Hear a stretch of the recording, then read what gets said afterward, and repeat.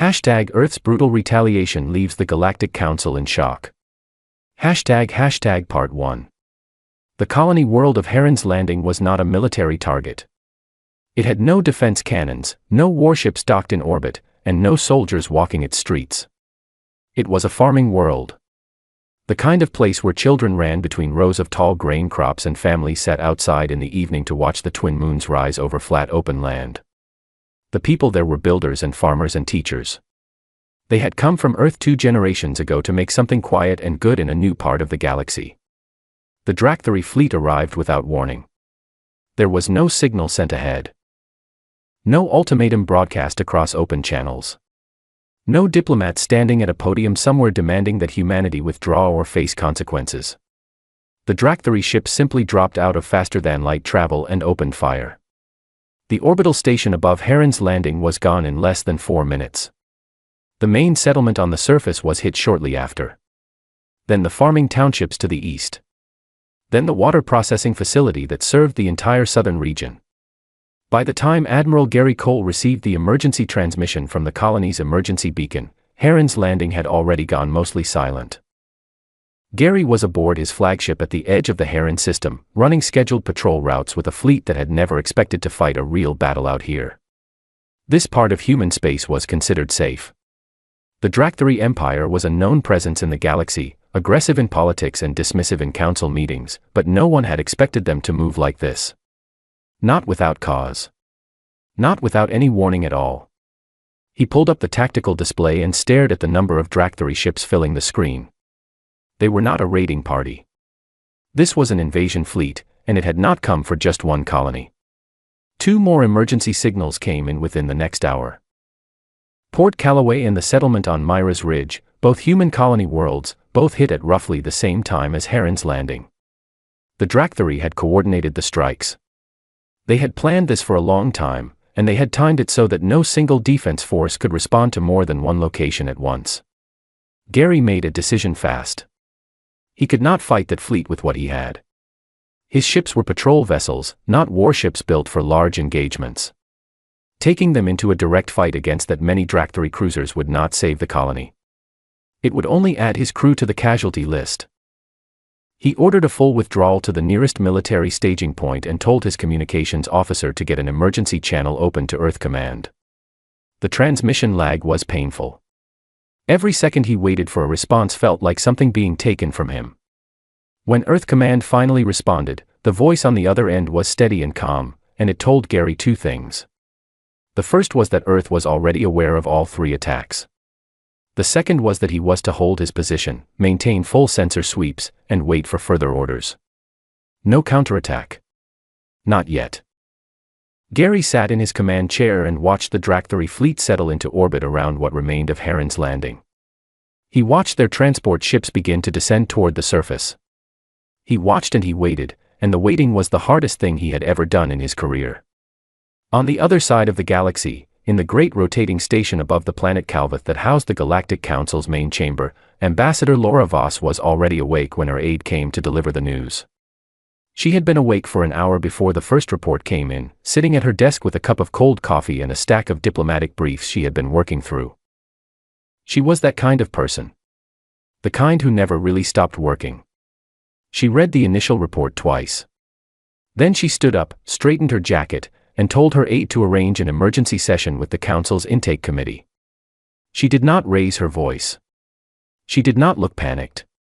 She looked like a woman who had just been handed a very serious problem and had already begun solving it in her head. The intake committee meeting happened within 3 hours. Laura laid out the facts plainly. 3 human colonies had been attacked without provocation. Thousands were dead or displaced.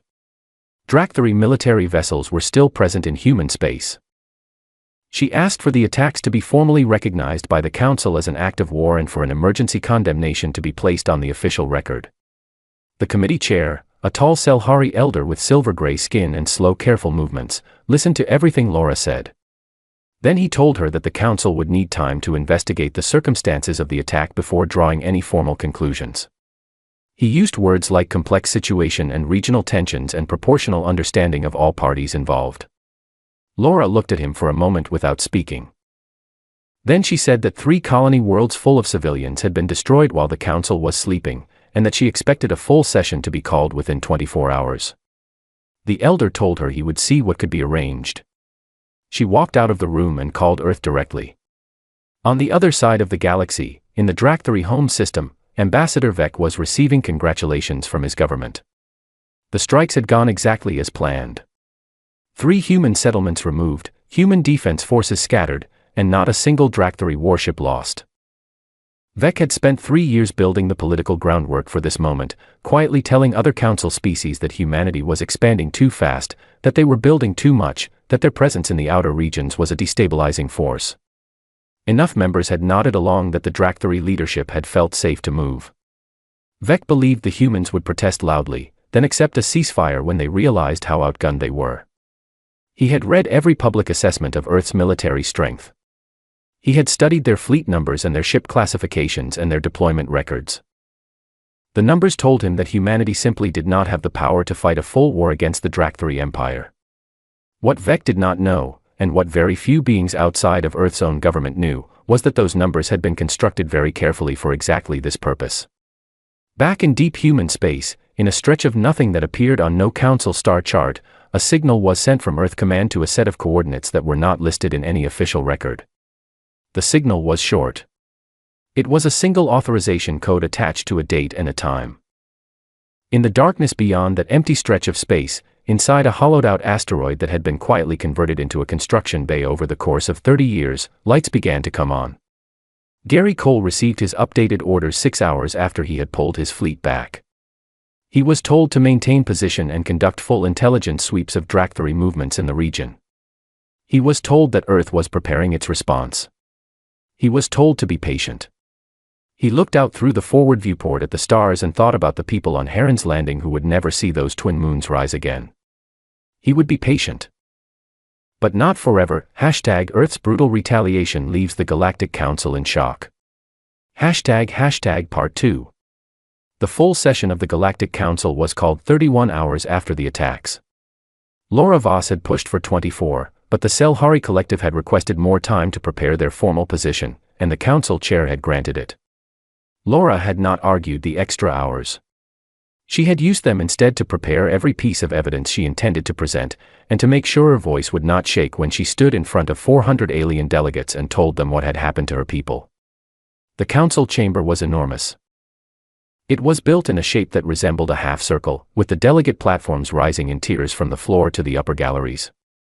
The lighting was soft and amber, designed to be comfortable for the widest range of species. At the center of the lowest floor stood the speaker's podium, a simple raised platform where any delegate could stand and address the full assembly. Laura walked to that podium alone. She did not bring a long speech. She brought facts. She showed the sensor recordings from the Heron's Landing orbital station in the minutes before it was destroyed. She showed the emergency beacon data from Port Callaway and Myra's Ridge. She displayed the current position of Dractary warships still sitting in orbit over human territory. She gave the council the confirmed death toll, which had been updated twice since the initial reports and was still rising as rescue teams moved through the wreckage on the surface of the 3 worlds. When she finished, she looked out at the assembled delegates and said that Earth was formally notifying the council that it considered the attacks an act of war. She said that Earth expected the council to condemn the strikes on the official record. And she said that whatever action Earth chose to take in response was the sovereign right of a member species that had been attacked without cause. There was a long silence after she stepped back from the podium. Then Ambassador Vec approached his delegate platform. He was tall even for a Dractary, with dark plated scales along his neck and a voice that carried easily across the chamber without amplification. He spoke with the calm ease of someone who believed he had already won the argument before it began. He told the council that the strikes had been a defensive measure taken in response to human military expansion in contested border regions. He claimed that human survey vessels had been conducting unauthorized scans of Dractary territory for months. He produced a set of documents that his government had prepared in advance, full of technical language and carefully selected data points. He said that humanity was a young species prone to overreaction, and that the council should urge restraint before a minor border incident was inflated into something that disrupted the stability of the entire quadrant. Laura listened to every word from her seat in the delegate gallery. She did not react visibly. She had heard politicians talk like that before. The language was different, but the structure was always the same. Make the victim sound responsible. Make the aggressor sound reasonable. Flood the room with enough complexity that simple truth becomes hard to find. Preetor Solon, the senior council elder who held more procedural authority than almost anyone else in the chamber, called on Laura to respond. She returned to the podium. She said 3 sentences. She said that none of the border claims Vec had described appeared in any prior council filing or diplomatic correspondence from the Dractari government. She said that the colonies that were destroyed had no military installations of any kind, and that the sensor data she had already submitted proved that. And she said that Earth would not be signing any ceasefire agreement. A ripple of sound moved through the upper galleries. Solon leaned forward from his elevated chair at the head of the chamber and addressed Laura directly. He told her that any unilateral military action taken by Earth without Council authorization would be viewed as a dangerous escalation. He told her that the Council had the authority to impose trade restrictions and movement limitations on any species that destabilized the galactic order. He spoke slowly, making sure every word landed with the weight he intended it to carry. Laura looked up at him for a moment. Then she said that Earth appreciated the Council's concern, and that she would relay its position to her government. She left the chamber without answering any of the questions that erupted from the floor after she walked away from the podium. In the corridor outside, her aide fell into step beside her and asked what Earth Command had said in the latest update. Laura told him that General Frank Holt had confirmed the timeline was in place and that preliminary fleet movements had already begun in several deep space staging areas. She told her aide to prepare the formal diplomatic record of everything that had been said in the chamber today, down to the last word. Every claim Vec had made. Every warning Solon had issued. All of it, time-stamped and stored. Her aide asked why she wanted it all recorded so carefully. She said that when this was over, she wanted the full history to be very clear about who had said what and when. Back in the Dractari capital, Vec transmitted a report to his government describing the council session as a complete success. He said that humanity had made noise, as expected, but that the council's moderating influence would prevent any serious response. He recommended that Dractari forces begin consolidating their hold on the 3 captured colony territories and begin the process of registering them as newly claimed space under existing council territorial law. His government sent back a short reply expressing approval and authorizing the next phase of the plan, which involved establishing permanent Dractari installations on the surface of all 3 worlds. No one in the Dractari leadership thought to question why Earth Command had gone quiet. In their experience, quiet meant fear. It meant a species pulling back, reassessing, realizing it had no good options. They had seen it happen before with smaller civilizations. The silence from Earth felt like the silence before a surrender.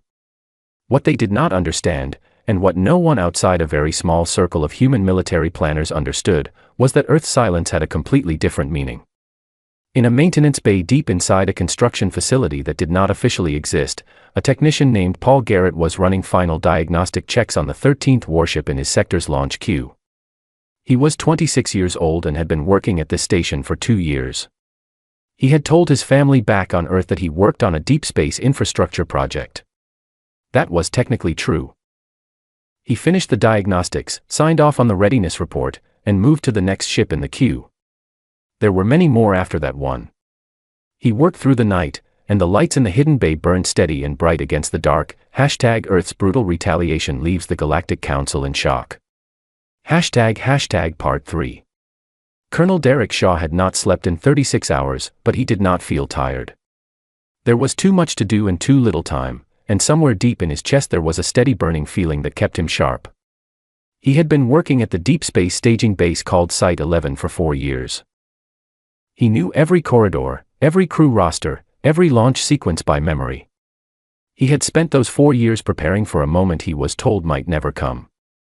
It had come. He stood in the central operations room and watched the status boards fill with green as ship after ship completed its final readiness check. The vessels in this facility alone numbered more than 300. They ranged from fast attack ships built for speed and precision to heavy cruisers designed to absorb and deliver enormous amounts of punishment. Every one of them had been built in secret over the course of 3 decades, in facilities hidden in asteroid belts, inside hollowed-out moons, and in deep orbital positions far from any shipping lane that Council observation drones were known to patrol. Earth had been patient about this for a very long time.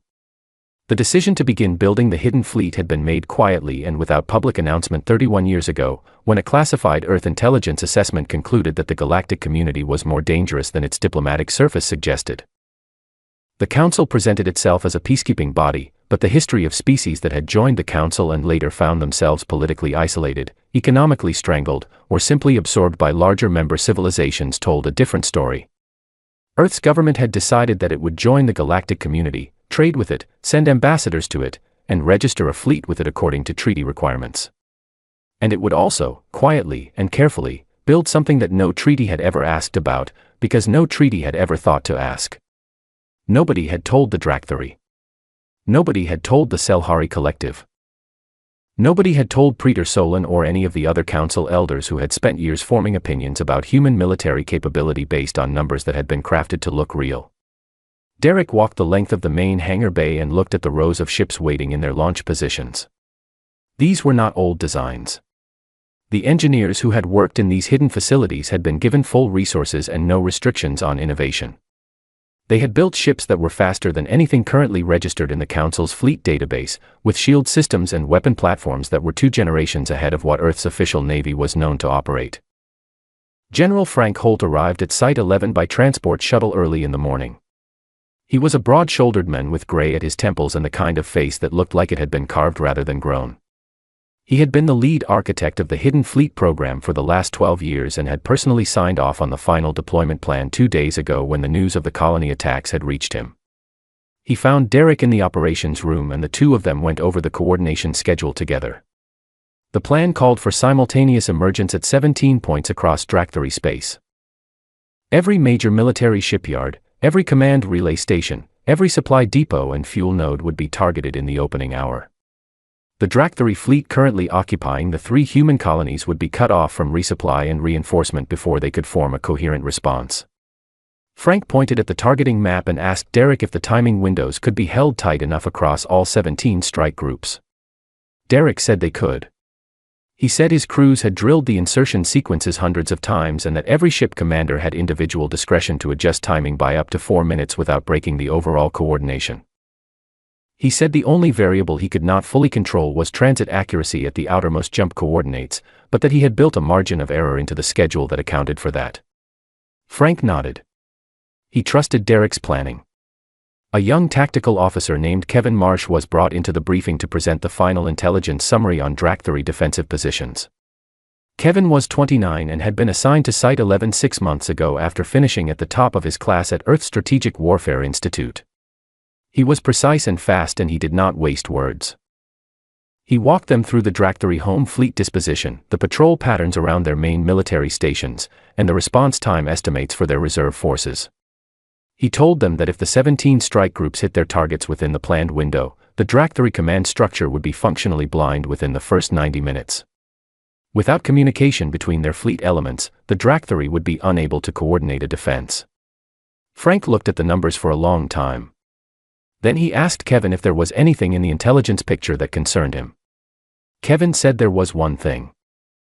He said the Dracthari had recently upgraded the point defense arrays around their primary shipyard at Drath Station, and that the upgrade had not been in the intelligence files until 2 weeks ago. He had adjusted the attack profile for that target group accordingly, pulling in 2 additional heavy cruisers from the reserve allocation.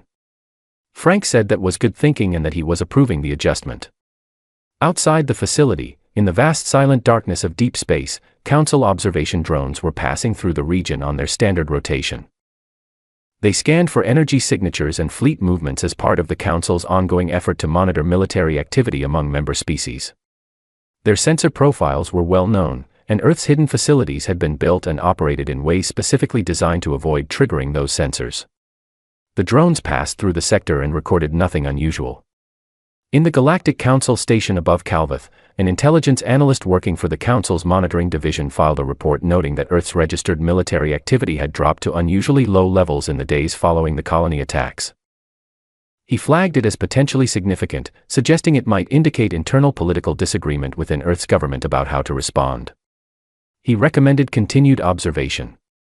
His supervisor reviewed the report, marked it as noted, and moved on to the next item in the queue. The day of the deployment order arrived without ceremony. Frank Holt sent the authorization signal from Site 11's primary communications array. It went out on a frequency that no Council monitoring system was calibrated to detect, bouncing through a relay chain that had been established over years of careful preparation. 17 staging areas received the signal within seconds of each other. Derek Shaw watched the status boards flip from standby to active, one group after another, and for the first time in 4 years he felt the weight of everything he had been building toward lift slightly from his shoulders.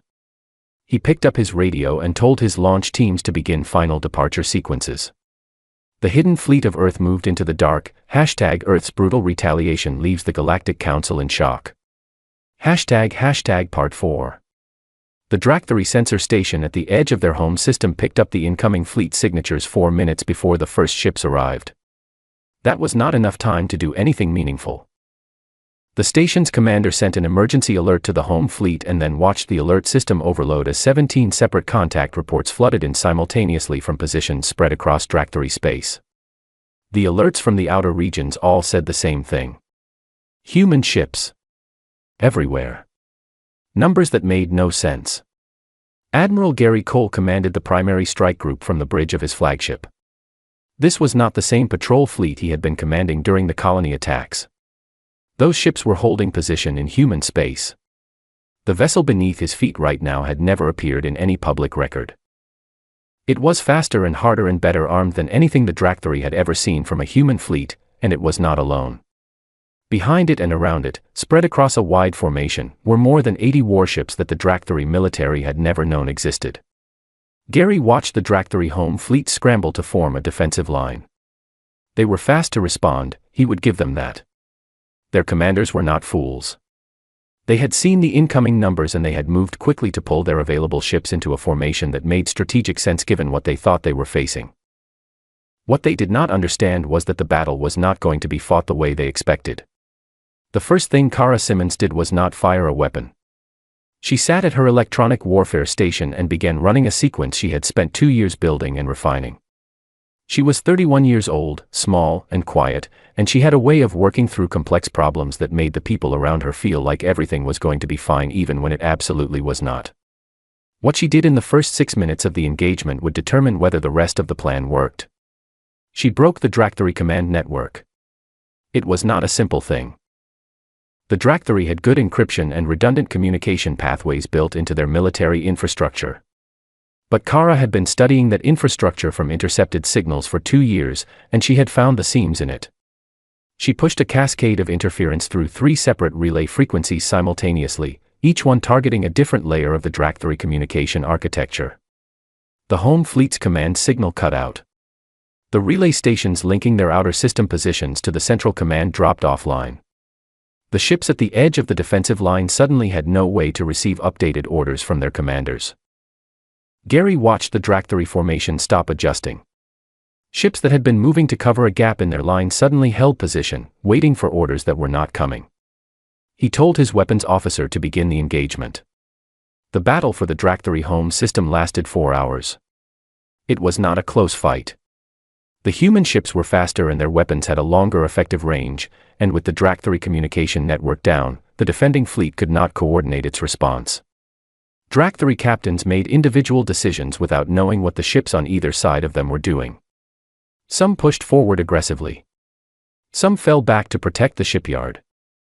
Some moved to intercept the human flanking groups and left gaps in the center that Gary's main force drove straight through. Gary did not enjoy any of it. He had not come here for satisfaction. He had come here to finish something that the Dractary had started over Heron's Landing, and he intended to finish it completely. At Drath Station, the Dractary's largest military shipyard, the extra 2 cruisers that Kevin Marsh had added to the attack group proved to be exactly the right call. The upgraded point defense arrays managed to destroy several incoming strike craft before the heavier cruisers neutralized them. The shipyard's defensive guns held out longer than any other target in the operation. But they held out for 40 minutes, not long enough to matter. When the shipyard's commander finally sent the order to abandon the station and evacuate non-combat personnel, the human fleet held its fire until the evacuation was confirmed complete.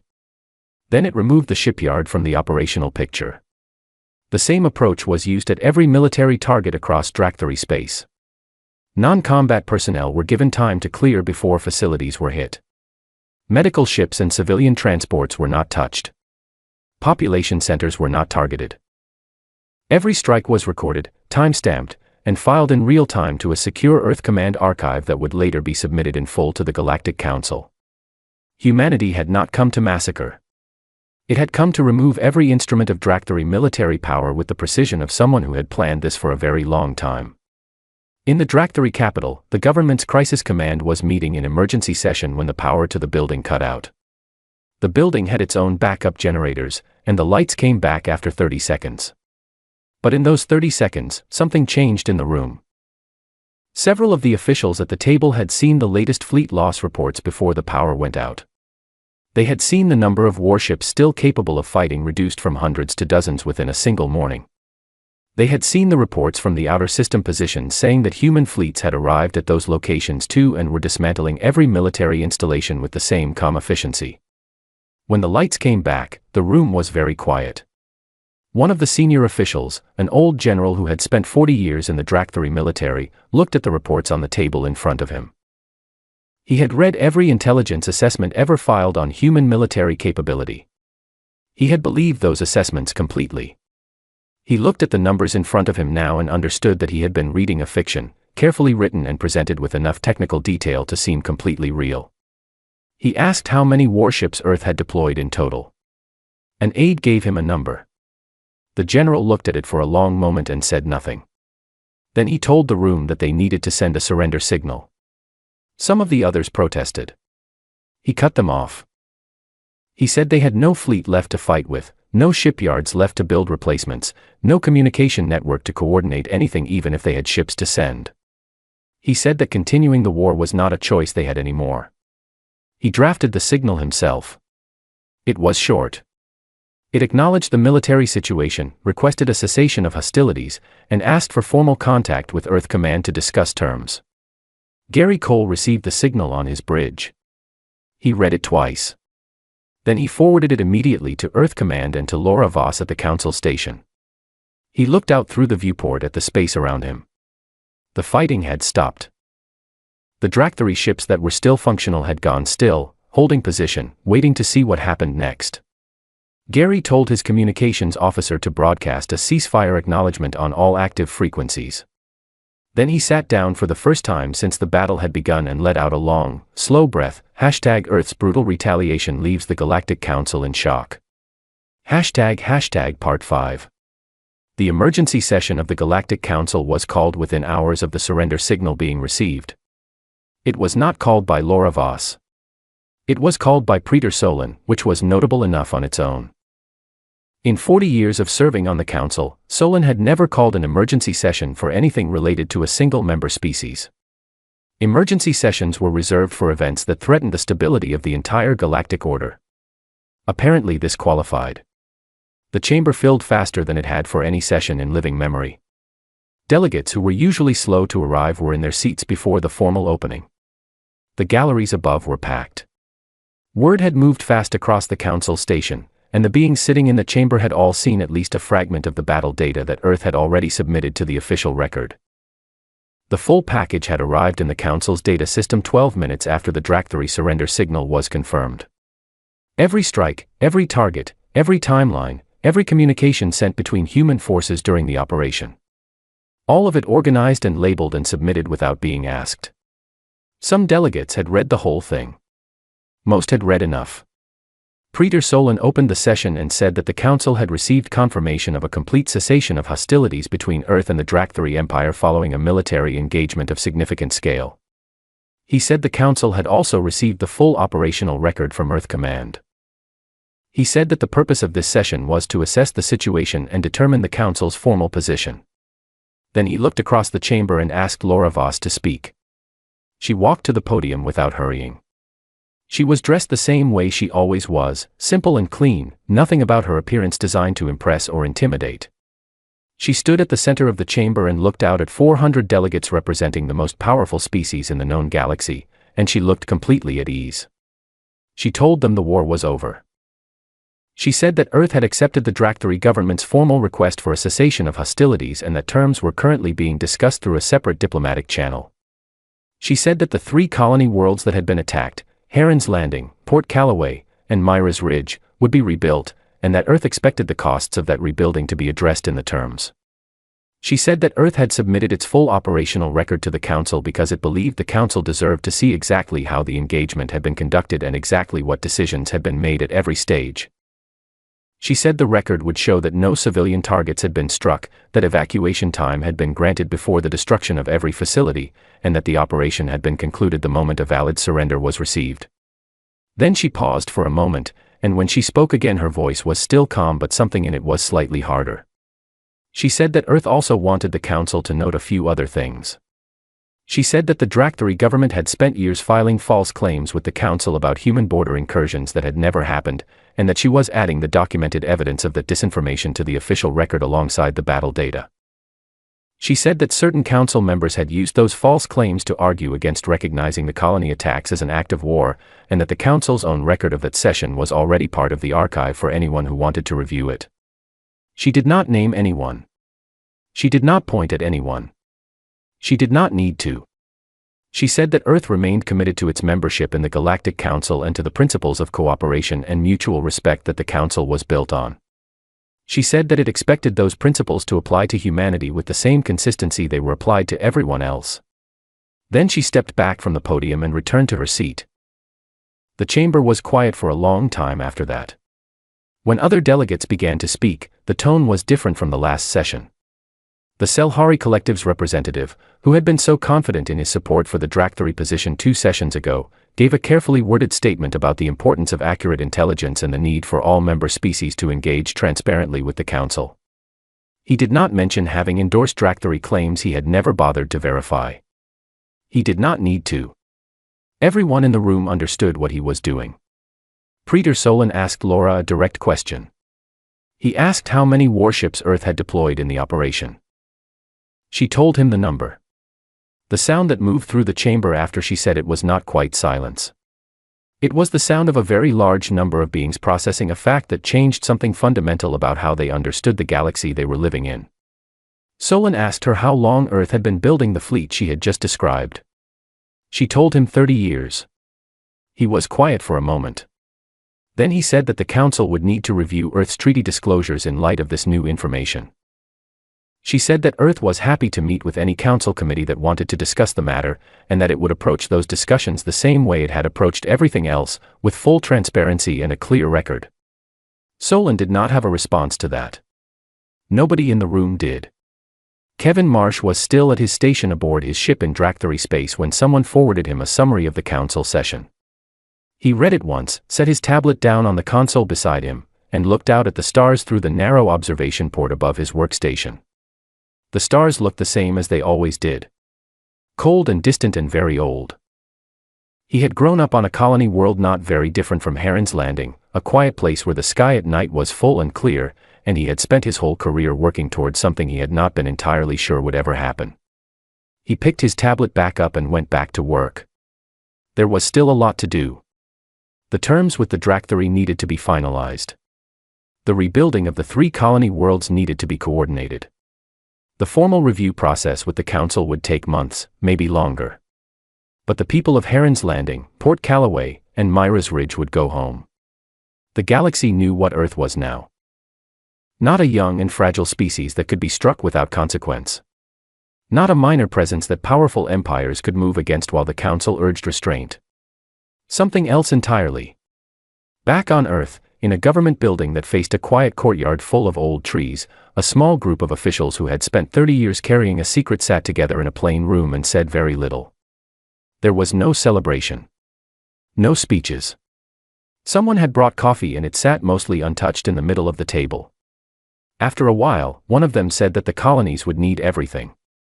Construction crews, medical teams, supplies, housing units, and teachers for the children. The others agreed, and they got back to work.